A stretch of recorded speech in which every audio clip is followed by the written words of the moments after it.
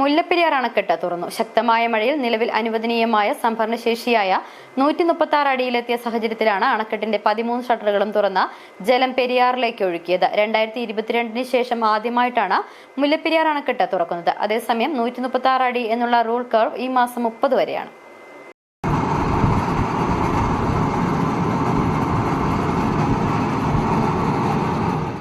രാവിലെ 11:30യോടെയാണ് മുന്നറിയിപ്പുകൾ നൽകിയതിനു ശേഷം മുല്ലപ്പെരിയാർ അണക്കെട്ടിന്റെ 13 ഷട്ടറുകളും ഉയർത്തി പെരിയാറിലേക്ക് വെള്ളമൊഴുക്കിയത്.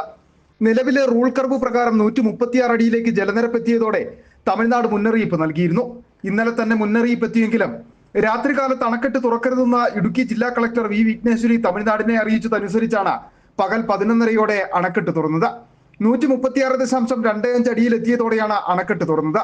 ഓരോ ഷട്ടറും ആദ്യം 10 സെന്റിമീറ്റർ വീതം ഉയർത്തി, പിന്നീട് 30 സെന്റിമീറ്റർ ആക്കി ഉയർത്തുകയും ചെയ്തു.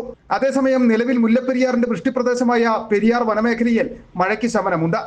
ഒപ്പം ജൂൺ 30 വരെയാണ് 136 അടി എന്ന റൂൾ കർവ് ഉള്ളത്.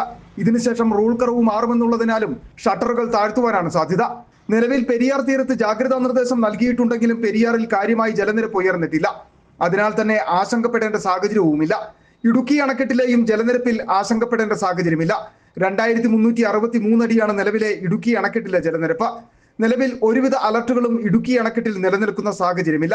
2365 അടിയിലേക്ക് ജലനിരപ്പ് ഉയർന്നാൽ മാത്രമാണ് ഇടുക്കി അണക്കെട്ടിൽ ബ്ലൂ അലർട്ട് പ്രഖ്യാപിക്കുക. 2371 ഓറഞ്ചും 2372 അടിയിലെത്തിയാൽ റെഡ് അലർട്ടും പ്രഖ്യാപിക്കും. 2373 അടിയാണ് ഇടുക്കി അണക്കെട്ടിലെ റൂൾ കർവ്. അതുകൊണ്ട് തന്നെ ആശങ്കപ്പെടേണ്ട സാഹചര്യം നിലവിൽ ഇടുക്കി അണക്കെട്ടിലും നിലനിൽക്കുന്നില്ല. നിലവിൽ മഴയ്ക്ക് നേരിയ ശമനമുള്ളതും ആശ്വാസകരമാണ്. City vision, Kumily.